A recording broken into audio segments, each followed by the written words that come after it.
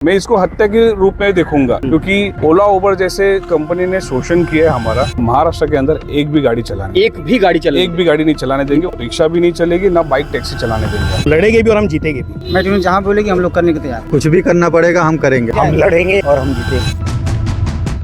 नमस्कार, मैं सचिन दीक्षित एक बार फिर से आप सभी के सामने हाजिर हूँ। इस वक्त मैं उपस्थित हूँ नाला सोपारा के बिलालपाड़ा में। इसके ठीक थोड़ा जहां हम लोग खड़े हैं, इसके थोड़े से आगे यहीं पर जो सनोज सक्सेना नामक एक ड्राइवर है जिसने खुदकुशी कर ली। तो तमाम वजह बताया जा रहा है, लेकिन सुबह से ही एक वजह प्रमुखता से बताया जा रहा है, वो है फाइनेंशियली कंडीशन कमजोर होने के कारण मानसिक रूप से प्रताड़ित, परेशान और सनोज सक्सेना ने आत्महत्या कर ली। इस संपूर्ण प्रकरण पर आज उनके साथ खड़े होने वाले कई सारे ड्राइवर जो ओला, उबर या रैपिडो की गाड़ियां चलाते हैं, उसके तहत, उस ऐप के तहत गाड़ियां चलाते हैं, उनका तमाम तरह की अलग अलग बातें भी कहना है। उनका कहना है कि जिस प्रकार से जो रेट उन्हें मिल रहा है उससे वो खासे परेशान हैं, जिसकी वजह से वो गाड़ी की EMI भरना, घर चलाना और तमाम तरह की विसंगतियों का सामना कर रहे हैं। वो काफी परेशान हैं। इन संपूर्ण विषय पर क्योंकि सुबह से ही तमाम चालकों ने सनोज सक्सेना की मृत्यु पर अलग अलग प्रतिक्रिया दी, लेकिन इस समय मैट नामक यूनियन जो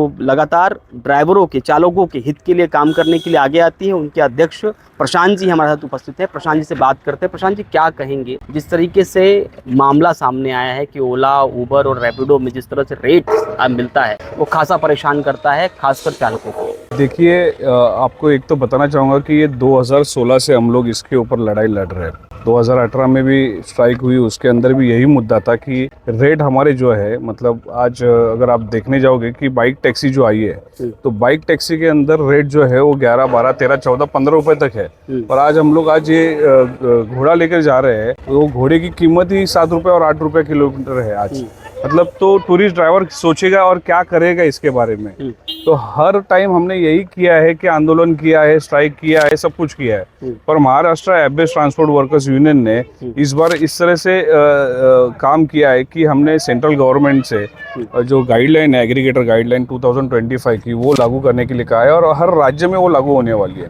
इसके बारे में मैंने 14 तारीख को ट्रांसपोर्ट मिनिस्टर जो है प्रताप सरनाइक जी, उनसे भी मुलाकात की। आप लोगों ने वीडियो देखे होंगे, और उनसे ये बात भी रखी कि हमारे जो किलोमीटर है आज भी 7 और 8 रुपए से ही हम लोग गाड़ी चला रहे हैं। तो ये जो ड्राइवर है उसकी आज हालत जो है वो आत्महत्या भी करने तक तुला, और आज एक हत्या हुई भी हमारे ड्राइवर की। मैं इसको हत्या के रूप में देखूंगा, क्योंकि ओला उबर जैसे कंपनी ने शोषण किया है हमारा, और सरकार जो है उसके ऊपर ध्यान नहीं दे रही है। आज बाइक टैक्सी के लिए उन्होंने कानून लागू कर दिया है, और आज इतने साल से हम लोग उनको बोल रहे हैं कि जो एग्रीगेटर कंपनीज है, ओला, उबर, रैपिडो जैसे और अन्य बहुत सारे ऐसे इन ड्राइव कंपनीज है, इनके ऊपर कानून लागू करो, ताकि इनके जो रूल्स एंड रेगुलेशंस है एक बार बन गए तो किलोमीटर के रेट भी उसमें तय हो गए, उनका टाइमिंग आवर्स भी तय होगा, प्लस उसके अलावा उनको सिक्योरिटी भी मिलेगी, उनका इंश्योरेंस भी निकलेगा, उनका मेडिक्लेम भी निकलेगा। ये सब सारी सुविधा उसके अंदर आएगी एग्रीगेटर पॉलिसी के अंदर। पर सरकार सिर्फ ध्यान देने के लिए, आश्वासन देने के लिए ही बैठी है वहाँ पे। कितने चालक हैं जो लगभग आपको लगता है कि इतनी संख्या है जो काफी परेशान है? वो कितने लोग? देखो, आपको बताना चाहूंगा कि मुंबई, महाराष्ट्र जैसे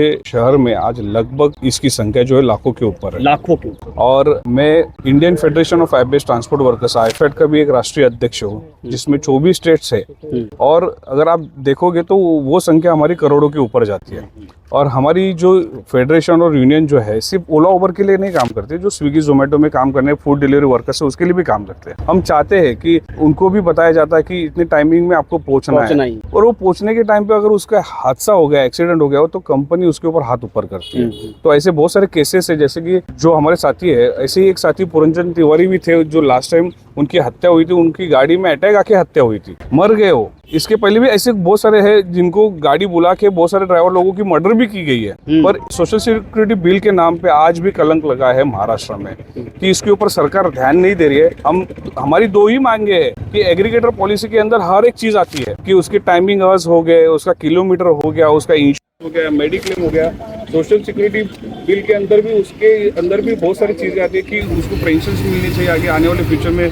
ई श्रम कार्ड के अंदर आता है, उसको हर एक चीज मिलेगी उसके अंदर। जिस तरह से आपने बताया 2018 से लगातार इस मुद्दे पर आप चर्चा कर रहे हैं, 18 गया, 19 गया, 20 गया, 25 चल रहा है और हादसे लगातार नजर आ रहे हैं और कई सारी परेशानियां नजर आ रही हैं। कोई कुछ लोग बोल रहे हैं तो कुछ लोग सह रहे हैं। तो इस पूरे प्रकरण में आपको सरकार भरोसा है कि अभी भी कुछ करेगा? आपने कहा हाल ही में प्रताप सरनाईक जी से मुलाकात हुई आपकी, तो लगता है कि इस आश्वासन का कोई नतीजा निकलेगा, सिर्फ आश्वासन के सहारे चलेगा ये ड्राइवर? देखो, आपको मैं बताना चाहूँगा कि इसके पहले भी जब हमने स्ट्राइक की थी 2018 में, तो उसमें भी मुख्यमंत्री देवेंद्र फडणवीस जी थे और अभी भी देवेंद्र फडणवीस ही है। हम सरकार से निवेदन करेंगे हाथ जोड़ के कि जितने भी ये गिग एंड प्लेटफॉर्म वर्कर्स है, ये आपके लोग हैं, आपके महाराष्ट्र, आपके देश के लोग हैं। अगर इनके ऊपर अगर अत्याचार हुआ तो आने वाले इलेक्शन में आपको उसका भुगतना पड़ना। आप उनको चेतावनी दे रहे हैं? एग्जैक्टली, हम लोग चेतावनी इसके लिए दे रहे हैं क्योंकि सहन करने की अति हो गई, ज्यादा हो गया, अभी और हो गया है। और ये तबका जो है ना, ड्राइवर तबका, ये बहुत बड़ा तबका है, ये ध्यान में रखिए। और इसको आप हल्के में लोगे ना, हल्के में लिया तो जा रहा है लगभग 7 साल। तो वही बता रहा हूँ कि हल्के में अभी इसके बार लिया जाएगा ना, तो मुझे लगता है कि इसका जॉब ड्राइवर ही देगा। कितने दिन का टाइम दिया है प्रताप सरनाईक जी, क्या आश्वासन दिया है? देखो, उन्होंने अभी 15 दिन का आश्वासन दिया है,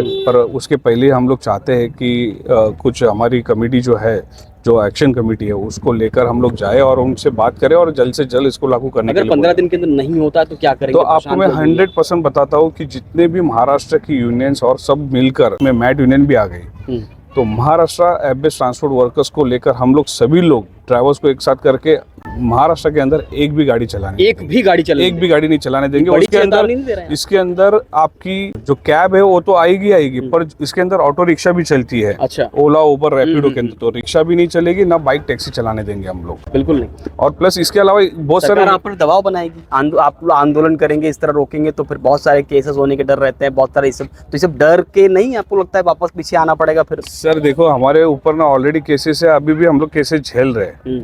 और जब पेट का बात आता है ना, तो वो केस भूलना चाहिए हमें। हमारा पेट पहले है, क्योंकि हर एक ड्राइवर अपने पेट के लिए काम कर रहा है। वो जानबूझ के किसी की गाड़ी तोड़ रहा है या किसी को रुका रहा है, जानबूझ के नहीं कर रहा है, वो अपने पेट के लिए।